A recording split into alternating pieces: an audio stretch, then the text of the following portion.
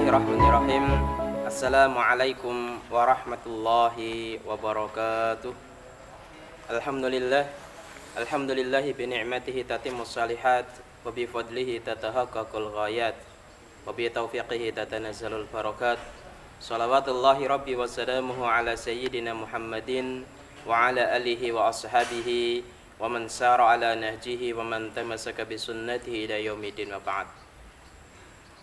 Bapak Ibu yang berbahagia, alhamdulillah pada kesempatan kali ini kita bisa melanjutkan kajian kita walaupun masih suasana Covid ini. Mudah-mudahan suasana seperti ini segera berlalu sehingga kajian kita bisa dalam majelis-majelis yang lebih berkah lagi insyaallah. Amin Allahumma amin. Ala kulli hal kita bisa ketemu lagi walaupun via online ini. Mudah-mudahan juga tidak mengurangi semangat kita untuk senantiasa bertalabul ilmi, mencari ilmu, mengkaji ayat-ayatnya Allah Subhanahu wa taala, mempelajari bersama tentang hadis-hadis Rasulullah sallallahu alaihi wasallam, karena itu menjadi kewajiban kita bersama dari kita dilahirkan sampai ajal nanti menjemput kita, bahwa kita punya kewajiban untuk menuntut ilmu tersebut. Ala kulli hal, senantiasa kita bersyukur kepada Allah Subhanahu wa taala atas nikmat karunia yang Allah berikan kepada kita semuanya, sehingga kita bisa kajian-kajian rutin seperti ini masih tetap bisa berjalan apapun kondisinya, apapun suasananya. Salawat dan salam semoga senantiasa tercurah kepada qudwatuna Nabiullah Muhammad sallallahu alaihi wasallam, keluarganya, sahabatnya, dan semoga juga terlimpah kepada kita semuanya insyaallah. Amin Allahumma amin. Bapak Ibu yang berbahagia, pada kesempatan yang baik ini insyaallah kita lanjutkan bersama kajian kita tentang hadis-hadis Rasulullah sallallahu alaihi wasallam. Dan pada kesempatan kali ini kita pelajari bersama satu hadis yang berbicara tentang proses penciptaan manusia dan kemudian ending daripada manusia itu seperti apa. Hadis ini diriwayatkan an Nabi Abdurrahman Abdullah bin Mas'ud radhiyallahu anhu qala haddatsana Rasulullah sallallahu alaihi wasallam was-sadiqul masduq inna ahadakum yujma'u khalquhu fi batni ummihi 40 yawman nutfatan thumma yakunu 'alaqatan misla dhalik thumma yakunu mudghatan misla dhalik thumma yursalu ilaihi al-malaku fayanfakhu fihi ar-ruh wa yu'maru bi 4 kalimatin bi katbi rizqihi wa ajalihi wa 'amalihi wa syakiyyun aw sa'idun fa wallahu alladhi la ilaha illa ghairuhu wallahu alladhi la ilaha ghairuhu inna ahadakum la ya'malu bi 'amali ahli al-jannati hatta ma yakunu bainahu wa bainaha illa dhira' fayasbiqu 'alaihi al-kitab fay'amalu bi 'amali ahli an-nar fayadkhuluha wa inna ahadakum la ya'malu bi 'amali ahli an-nar hatta ma yakunu bainahu wa bainaha illa dhira' fayasbiqu 'alaihi al-kitab fay'amalu bi 'amali ahli al-jannah fayadkhuluha. Hadis yang begitu mulia ini hadis yang sangat luar biasa, yang kemudian harus menjadi renungan semua kita, renungan ya, yang mengaku sebagai hambanya Allah Subhanahu wa taala, karena hadis ini berbicara tentang proses penciptaan manusia yang begitu gamblangnya Rasulullah sallallahu alaihi wasallam ceritakan dalam hadis ini. Jadi kalau dalam hadis ini ada fase-fase penciptaan manusia dari 40 hari yang pertama berupa cairan yang kemudian ya tambah hari menjadi mengental dan kemudian masuk 40 hari berikutnya menjadi gumpalan darah, dan 40 hari berikutnya menjadi gumpalan daging.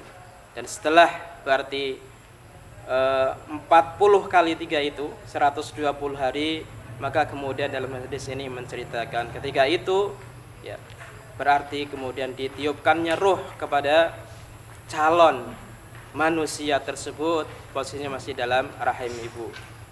Dan hadis ini banyak hikmah-hikmah yang kemudian harus kita ambil bersama dari proses penciptaan manusia tersebut. Kalau kita kemudian kombinasikan dengan ayat-ayatnya Allah Subhanahu wa taala, juga begitu banyak ayat-ayat di dalam Al-Qur'an yang menceritakan tentang proses kejadian manusia itu. Misalkan di surat Al-Hajj ayat yang kelima, juga dengan begitu gamblangnya Allah menceritakan tentang proses kejadian manusia, proses penciptaan manusia itu. Ya ayuhan nas in kuntum fi raibim minal ba'si fa inna khalaqnakum min turabin summa min nutfatin summa min alaqatin summa min mudghatin. Ini persis sekali dengan hadis tadi, bahwa Allah mengatakan, wahai manusia, jika kalian semuanya meragukan tentang hari kiamat itu, sesungguhnya kami Allah Subhanahu wa taala telah menciptakan kalian min turabin, dari tanah, yang kemudian min nutfatin, ya, setelah itu dari nutfah, dari air mani, yang kemudian berikutnya adalah berupa gumpalan darah, dan berikutnya gumpalan daging. Ini satu ayat juga yang persis menceritakan tentang proses penciptaan manusia. Di ayat yang lain juga di surat Al-Mu'minun, Allah menceritakan tentang proses kejadian atau proses penciptaan manusia, yang kalau dalam hadis dan ayat kelima di surat Al-Hajj kurang lebih 3 prosesnya. Di surat Al-Mu'minun lebih gamblang lagi, ada 7 proses, ya, 7 fase penciptaan manusia, yang itu disebutkan mulai dari, ya, walaqad halaqnal insana min sulalatin min tin, ya. Yang pertama adalah dari saripati tanah, summa ja'alnahu nutfatan fi qararim makin, yang kemudian yang keduanya adalah dari air mani yang kemudian diletakkan dalam rahim yang begitu kokoh itu, ya. Setelah itu kemudian menjadi yang ketiganya, ya, air yang melekat, yang keempatnya menjadi segumpal daging, dan kemudian dilanjutkan yang kelimanya dalam ayat tadi, ya, di surat Al-Mu'minun, menjadi tulang belulang, dan kemudian dari tulang itu terbungkus oleh daging, dan kemudian terbentuk manusia yang sempurna itu. Jadi ada di surat Al-Mu'minun ayat yang ke 12 sampai 14 bercerita tentang proses penciptaan manusia sampai 7 fase di situ disebutkan. Ala kulli hal, kalau kemudian kita lihat tentang proses kejadian ini, begitu gamblangnya ayat-ayat Al-Qur'an dari hadis tadi yang menceritakan, kalau kita lihat ceritanya itu begitu runtut dan begitu urut begitu. Dan ini menjadi hikmah yang sangat luar biasa, bahwa at-tadarruj ta'limullahi li ibadihi, ya, merupakan ta'lim, ya, merupakan pengajaran, pesan dari Allah Subhanahu wa taala tentang proses yang begitu urut, yang kemudian sampai terbentuk manusia yang begitu sempurna, sebagaimana kita terbentuk dengan bentuk yang sempurna ini. Artinya ini juga memberikan pelajaran yang begitu berharga buat kita semuanya, bahwa kadang-kadang untuk mencapai husulul kamal itu, sesuatu yang sempurna itu butuh dengan bitariqit tadarruj, ya. Butuh dengan proses yang pelan-pelan, yang kemudian harus urut begitu, ya. Maka dalam hal ini menjadi pelajaran berharga buat kita semuanya, yang namanya, ya, sesuatu yang urut, sesuatu yang kemudian pelan-pelan asal pasti itu, ini menjadi hal yang sangat berharga dibanding kemudian ketergesa-gesaan yang itu ternyata tidak sesuai sebagaimana ayat ataupun pesan-pesan yang tersampaikan dalam ayat ini ataupun hadis dari Rasulullah ini. Ini pelajaran yang pertama yang bisa kita ambil, bahwa proses kejadian yang begitu urut runtut ini menjadi hikmah yang sangat luar biasa buat kita semuanya. Yang kedua, bahwa Allah Subhanahu wa taala setelah 140 hari kemudian dalam hadis tadi itu menceritakan tentang, ya, ditiupkannya roh kepada janin yang ada dalam perut sang ibu itu. Kita ketahui bersama bahwa roh itulah yang merupakan ma yuhibbihil insan, yang kemudian menjadi manusia itu hidup itu ada ketika ada rohnya. Maka di penjelasan yang lain itu ketika kita menjadi orang yang sempurna adalah ketika kita jasad kita kemudian ada rohnya dan kemudian ada akal pikirannya. Ini tiga hal yang kemudian harus kemudian kita jaga bersama.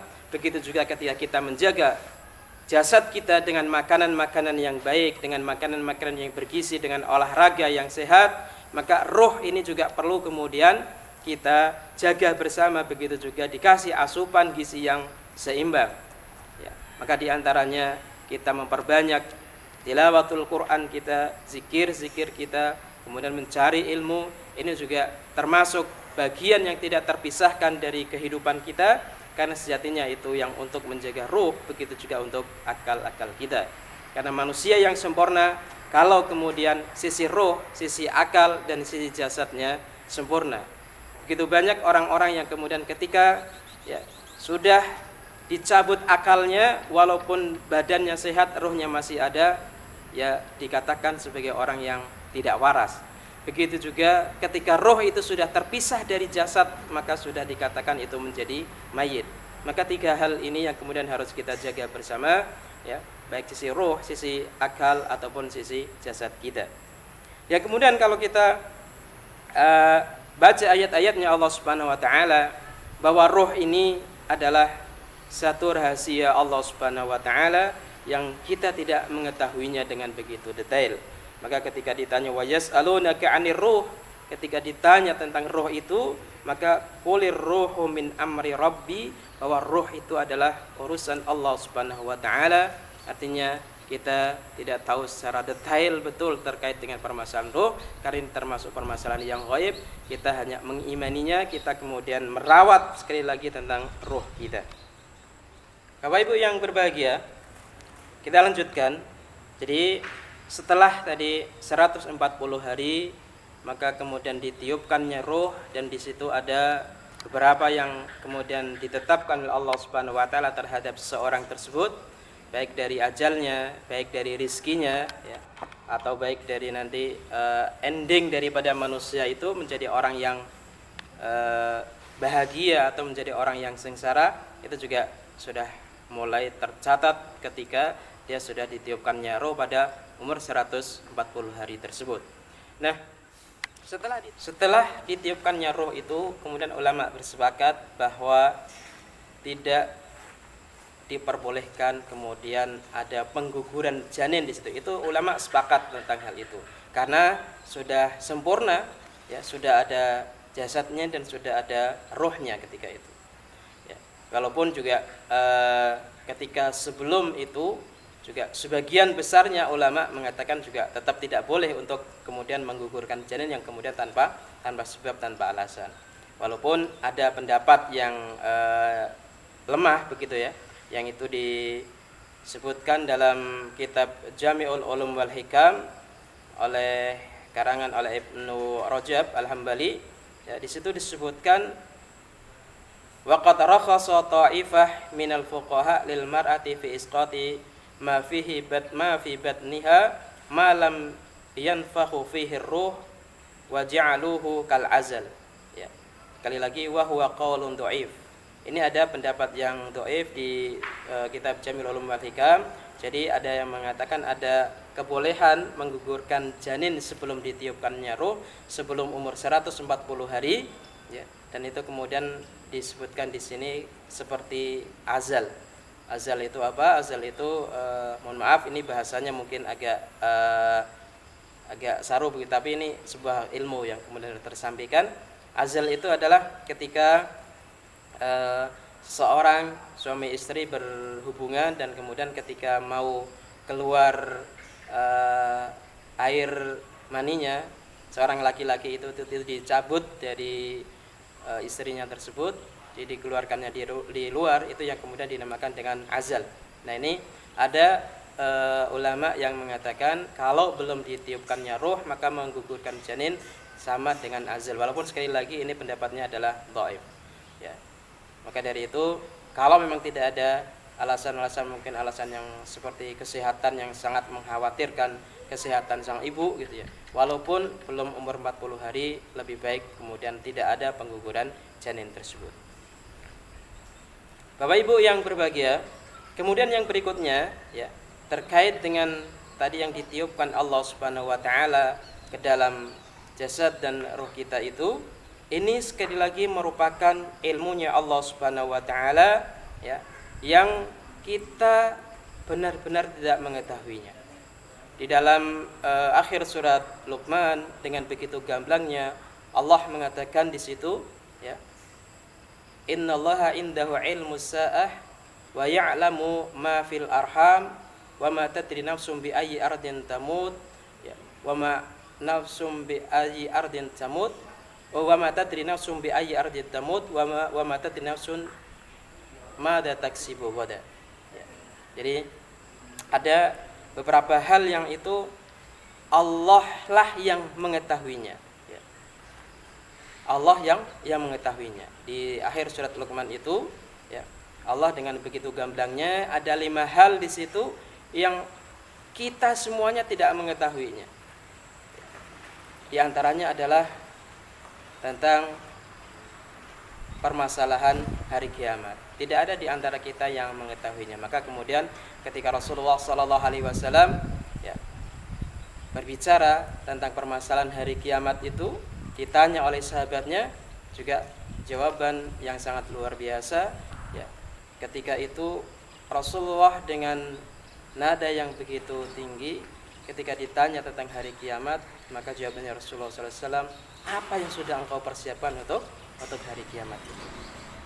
Yang kemudian berikutnya yang Allah sebutkan di akhir surat Al-Luqman itu ya, di antara yang hanya Allah yang mengetahuinya adalah ya, wa yunazzilul ghais, ketika terjadinya hujan. Ini juga rahasia Allah Subhanahu wa taala. Maka kadang-kadang kita saksikan mendung yang sudah begitu tebalnya, sudah gelap gitu ya. Seakan-akan habis itu perhitungan kita hujan yang begitu lebat, tapi ternyata hilang mendung itu dan tidak terjadi hujan. Begitu juga sebaliknya, kadang-kadang suasana masih begitu panas ya, tiba-tiba juga hujan beras dengan begitu derasnya. Karena inilah dalam ayat tadi Allah mengatakan ya, Allah yang kemudian mengetahui tentang itu semuanya. Yang berikutnya wa ya'lamu ma fil arham. Allah lah yang paling mengetahui tentang ilmunya Allah Subhanahu wa taala yang terkait dengan apa yang ada dalam rahim. Jadi proses penciptaan manusia tadi ya, yang ternyata kita itu tidak mengetahuinya.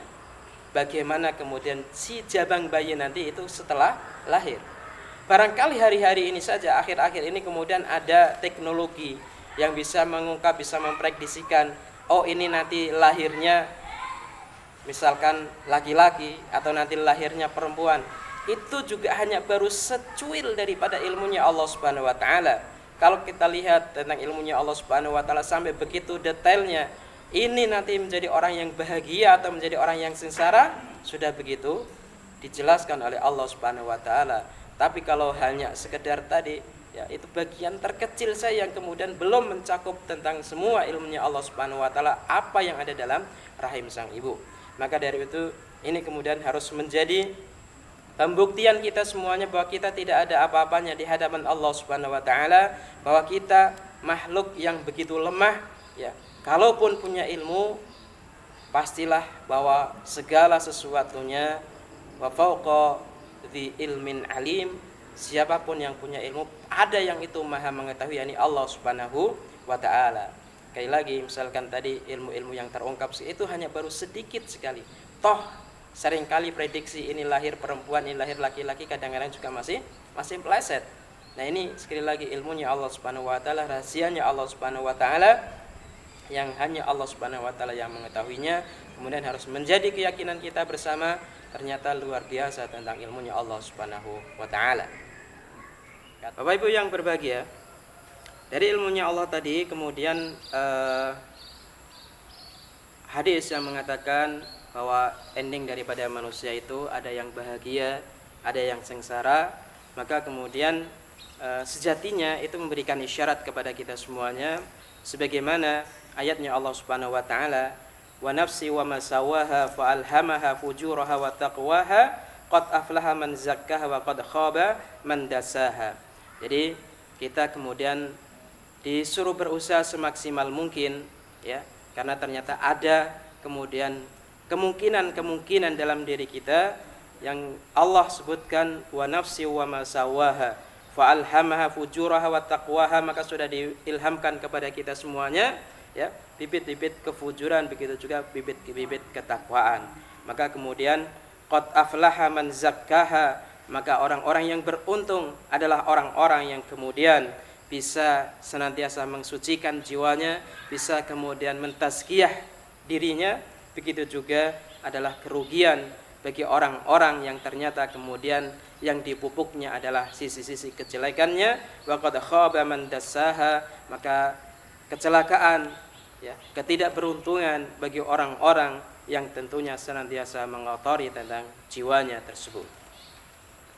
Hadirin yang berbahagia, berikutnya tentang qadarnya Allah Subhanahu wa taala yang Allah gambarkan tadi, tentang ada seorang yang endingnya adalah menjadi orang-orang yang bahagia atau menjadi orang-orang yang sengsara.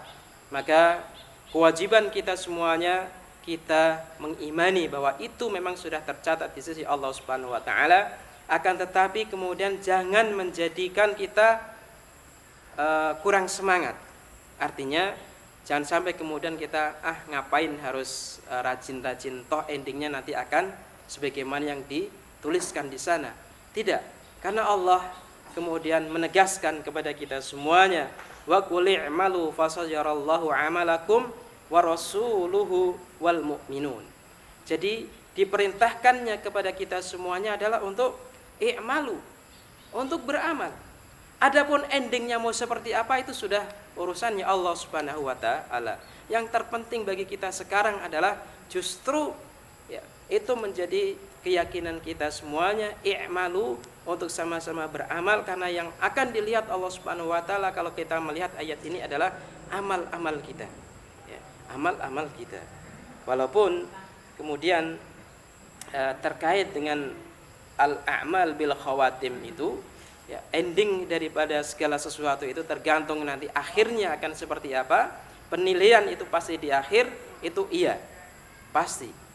Akan tetapi usaha kita harus semaksimal mungkin, ya, harus semaksimal mungkin. Gambaran ayat Allah atau hadis tadi yang mengatakan, ya, ada seseorang itu yang sudah beramal sangat luar biasa, ya, seperti amalan ahli surga yang seakan-akan antara dia dengan surga itu tinggal satu jengkal gitu. Tapi ternyata kemudian endingnya dia berbuat sesuatu yang tidak benar dan kemudian su'ul khotimah. Ada yang demikian.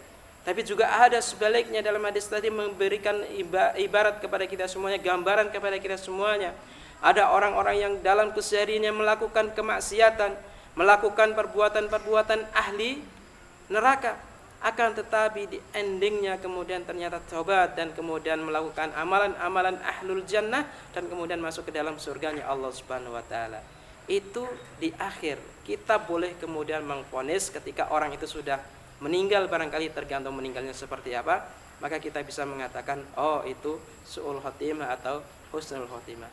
Yang terpenting sekali lagi yang kita lakukan pada sekarang ini, ketika Allah masih memberikan kesempatan kita hidup ini, lakukanlah amal-amal terbaik kita. Kita tidak mengetahui ending kita akan seperti apa. Rasulullah SAW memberikan tips, memberikan wejangan kepada kita semuanya. Beliau saja, orang yang sudah luar biasa, yang sudah terjamin, yang maksum itu, masih senantiasa, ya, melantunkan doa-doa agar kemudian disabatkan, agar kemudian diteguhkan dalam kebaikan. Misalkan doa yang begitu masyhur yang sering sekali kita dengar, salah satu doa yang diajarkan oleh Rasulullah SAW kepada kita semuanya, ya muqallibal qulub sabbit qalbi ala dinik. Wahai Allah Subhanahu wa taala, wahai zat yang maha membolak-balikkan hati, sabatkanlah hati saya dalam agamamu. Ini yang dicontohkan oleh Rasulullah SAW. Artinya ini pesan kepada kita semuanya, kita senantiasa maksimal dalam usaha-usaha kita, dalam ibadah-ibadah kita kepada Allah Subhanahu wa taala, barengi dengan doa-doa kita, terserah kemudian ending itu di sisi Allah Subhanahu wa taala. Begitu juga doa yang lain yang mirip sekali juga senantiasa Rasulullah sallallahu alaihi wasallam lantunkan, Allahumma ya musarrifal qulub, sarrif qulubana ala ta'atik. Wahai Allah Subhanahu wa taala, ya. Kemudian juga senantiasa minta kepada Allah Subhanahu wa taala Rasulullah sallallahu alaihi wasallam agar hatinya itu kemudian senantiasa diteguhkan dalam ketaatan kepada Allah Subhanahu wa taala.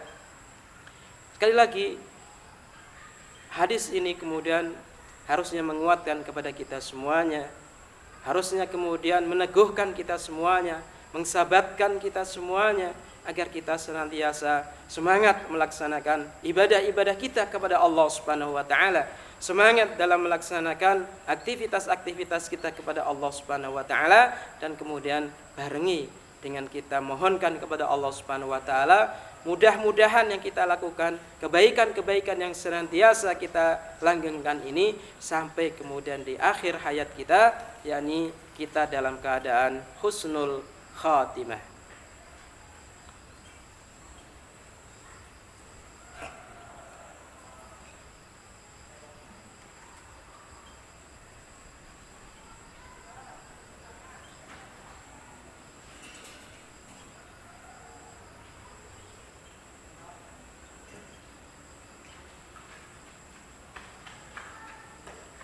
Dan pesan yang terakhir daripada hadis ini adalah hadis ini sekali lagi tadi sudah saya singgung sedikit di depan juga, memberikan isyarat kepada kita semuanya. Hari-hari ini mungkin kita bisa menyaksikan tentang ilmu-ilmu kesehatan yang terungkap gitu ya, tentang permasalahan janin misalkan, dengan alat-alat yang begitu canggihnya bisa merekam janin yang ada dalam ya rahim seorang ibu. Ternyata itu adalah sudah tergambarkan di dalam Al-Quran, sudah tergambarkan dalam hadis-hadis Rasulullah SAW dari beberapa tahun yang lalu. Ini merupakan hebatnya Al-Quran, hebatnya hadis-hadis Rasulullah SAW yang sudah menceritakan tentang luar biasanya ilmunya Allah Subhanahu wa taala. Dan kalaupun hari ini terungkap sekali lagi, itu hanya sebagian saja, ternyata ilmu Allah sangat luar biasa. Ini yang kemudian harus menjadi keyakinan kita bersama, sehingga kemudian meneguhkan kita semuanya dalam ketaatan kita, kita senantiasa semangat dalam bertalabul ilmi, sehingga kemudian ending daripada hidup kita sekali lagi adalah husnul khatimah. Amin Allahumma amin. Barangkali ini yang bisa saya sampaikan pada kesempatan kali ini. Mudah-mudahan ada hikmah manfaat yang bisa kita ambil dari hadis yang menceritakan proses kejadian manusia ini. Ini mudah-mudahan menjadi kemudian penguat kembali keimanan kita kepada Allah Subhanahu wa taala, dan kemudian menyemangati kita dalam ibadah-ibadah kita kepada Allah Subhanahu wa taala. Aqulu qouli hadza fastaghfirullah li wa lakum. Assalamualaikum warahmatullahi wabarakatuh.